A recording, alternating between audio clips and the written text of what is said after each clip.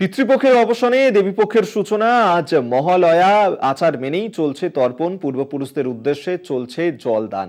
যে ছবি আপনাদের সামনে আমরা তুলে ধরবো তমলুকের ছবি। তমলুকের সেখানেও বিভিন্ন জলাশয়ে, নদীতে সেখানেও চলছে এই জলদান পর্ব এবং মানুষজন সেখানেও এসেছেন, ভিড় জমাচ্ছেন। সৌম্যজিৎ এই মুহূর্তে সরাসরি আমাদের সঙ্গে এখান থেকে রয়েছেন প্রতিনিধি।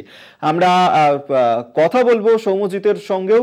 তবে আপনাদেরকে আরেকবার জানিয়ে রাখবো যে আজ বিভিন্ন জায়গার ছবি একই সঙ্গে আপনাদের সামনে আমরা তুলে ধরছি। আজ মহালয়ার পুণ্য তিথিতে ভোর থেকেই বিভিন্ন জায়গায় সেখানে চলছে তর্পণ। আমরা সৌম্যজিতের সঙ্গে কথা বলবো। সৌম্যজিৎ, তমলুকে তুমি এই মুহূর্তে যেখানে রয়েছো সেখানকার ছবিটা তোমার কাছে জানতে চাইবো।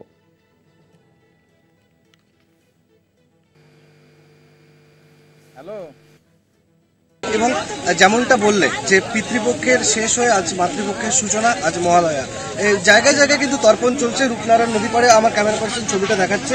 এখানেও কিন্তু সকাল থেকে একদম ভোর থেকে মানুষজন ভিড় জমিয়েছিলেন এবং এখনো কিন্তু তর্পণ করছেন মানুষজন। পিতৃপুরুষের উদ্দেশ্যে তারা জল দিচ্ছেন। শুধু পিতৃপুরুষ না, পিতৃপুরুষ, মাতৃকুল এবং আত্মীয় স্বজন, এদের সকলের প্রতি কিন্তু তারা জলদান করছেন। এবং তারা যেটা বলছেন যে এই জলদান, পিতৃপুরুষের প্রতি জলদানে তাদের মনে একটা মানসিক শান্তিও তাদের মিলছে।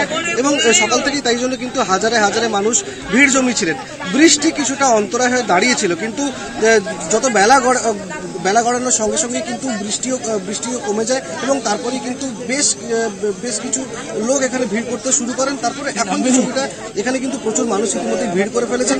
তারা পিতৃপুরুষের উদ্দেশ্যে জল দিচ্ছেন। এবং অপরদিকে যে ছবিটা, যে জেলা পুলিশ প্রশাসনও কিন্তু যথেষ্ট তৎপর, কেননা বেলা গড়ার সঙ্গে সঙ্গে কিন্তু রূপনারায়ণে যারা তর্পণ করছেন সেই ভিড় ক্রমশই বাড়ছে এবং পুলিশ প্রশাসন কিন্তু যথেষ্টই তৎপর। পুলিশ প্রশাসন এখানে প্রচুর পরিমাণে পুলিশ পিকেটিং রয়েছে, পুলিশ এখানে রয়েছে। তারা এখানে যারা তর্পণ করছেন তাদের নিরাপত্তার জন্য এবং পাশাপাশি আরজিকর তিলোত্তমার বিচার চেয়ে কিন্তু তারও উদ্দেশ্যে তর্পণ করছেন তমলুকের নাগরিক সমাজ।